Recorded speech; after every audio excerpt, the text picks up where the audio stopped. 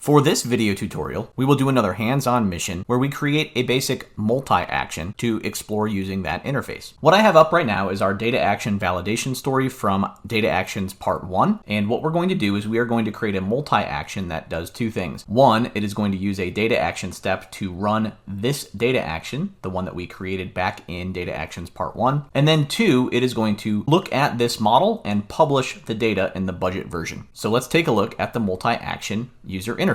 Open the navigation bar and go to Multi-Actions, and from here click on Create Multi-Action. This is the Multi-Action Designer interface, and you can add steps using the toolbar up at the top, which looks very similar to the Data Action Builder toolbar, or you can use the Interactive Builder here in the center and use the plus sign to add your first multi-action step. Our first step is going to be a data action step, so I'll click on that, and we now have to define what data action we want to run at this point in the multi-action.